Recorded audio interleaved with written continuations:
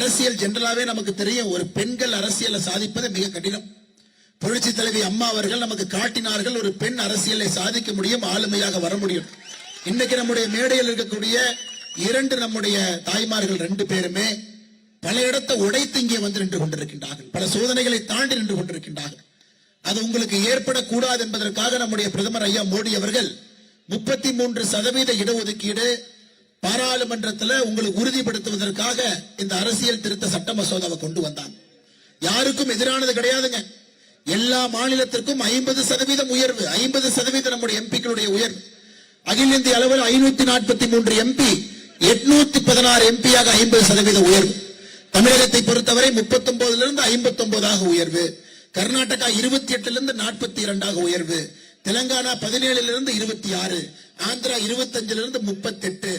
ஒட்டுமொத்தமாக எல்லா மாநிலத்துக்கும் 50%.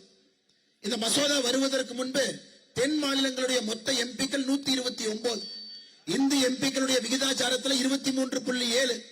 இந்த மசோதா வந்த பிறகு தென் மாநிலத்தினுடைய மொத்த எம்பிக்கள் 195 உயர்வு. விகிதாச்சார அடிப்படையில் அதே 23.8. யாருக்குமே பிரச்சனை ஏற்படுத்தாம சகோதரிகளை முன்னேற்ற வேண்டும். நமக்கு ஒரே ஒரு சௌமியா அன்புமணி அவர்கள் பத்தாது, இன்னும் 10 சௌமியா அன்புமணி வேண்டும் என்பதற்காக உருவாக்கப்பட்ட இந்த மசோதா. அதே போல நமக்கு ஒரே ஒரு மரகதம் வெற்றிவேல் அக்கா வேண்டாம், இன்னும் பல மரகதம் வெற்றிவேல் அக்கா வேண்டும் என்பதற்காக உருவாக்கப்பட்ட மசோதாவை நேற்று சாயங்காலம் பாராளுமன்றத்தில் காங்கிரசும் திராவிட முன்னேற்ற கழகமும் இணைத்து இந்த மசோதாவை தோற்கடித்திருக்கின்றார்கள். அருமை சொந்தங்கள், 298 எம்பிக்கள் வேண்டும், 230 எம்பிக்கள் வேண்டாம். அதனால் அருமை சொந்தங்களே, சகோதரிகளே, மோடி ஐயா எப்படியும் இதை திரும்ப கொண்டு வந்து எப்படியும் அதை சாத்தியமாக்குவார்கள் என்று நமக்கு தெரியும். ஆனால் நேற்று இந்த மசோதாவுக்கு எதிராக வாக்களித்து, தாய்மார்களுக்கு எதிராக வாக்களித்து, பெண்களுடைய குரல் பாராளுமன்றத்தில் சட்டமன்றத்தில் வரக்கூடாது என்று நினைத்த திராவிட முன்னேற்ற கழகத்துக்கும் காங்கிரசுக்கும் தர்மபுரியில ஒரு தாய்மார் கூட நீங்க ஓட்டு போடக்கூடாதுன்னு அன்போடு கேட்டுக்கொள்கின்றேன்.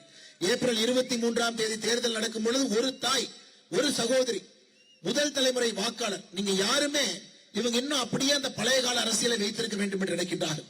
புதிதாக எளியவர்கள், கிராமத்திலிருந்து வர்றவங்க, முதல் தலைமுறை அரசியலுக்கு வர்றவங்களுக்கு வாய்ப்பு கொடுக்க வேண்டும் என்று மோடி அவர்கள் நினைத்தும் கூட எப்படி நேற்று திட்டமிட்டு அந்த மசோதாவை தோற்கடித்திருக்கின்றார்கள் என்பதை முழுமையாக நீங்கள் புரிந்து கொள்ள வேண்டும். அன்பு சொந்தங்களே, கடைசியாக 1973 கடைசியாக தொகுதி மறுவரை செஞ்சோம். 1973 நம்ம பிறகு கூட இல்லைங்க, நிறைய பேர் பிறந்திருக்க மாட்டேங்க. இங்க 1973 அன்னைக்கு 525 545 எம்பி உயர்த்தினாங்க, 20 எம்பி சேர்த்துனாங்க. நம்ம கலைஞர் கருணாநிதி என்ன சொன்னார் தெரியுங்களா? தமிழ்நாட்டுக்கு எம்பி வேண்டாம் அப்படின்னார்.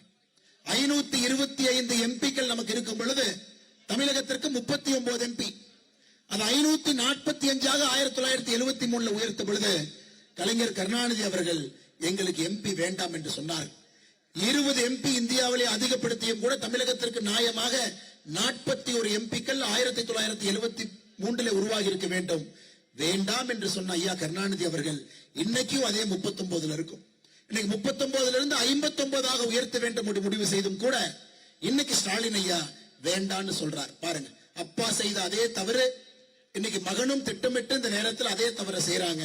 அதனால தாய்மார்களே, இங்க இருக்கக்கூடிய நம்முடைய சகோதர சகோதரிகளே, நல்லா யோசிச்சு பாருங்க. எந்த காரணத்திற்கும் கூட இந்த தவறான ஒரு காங்கிரஸ் திராவிட முன்னேற்ற கழகத்தினுடைய கூட்டணிக்கு நீங்கள் வாக்களிக்க கூடாது என்று அன்போடு இந்த நேரத்தில் கேட்டுக்கொள்கின்றோம்.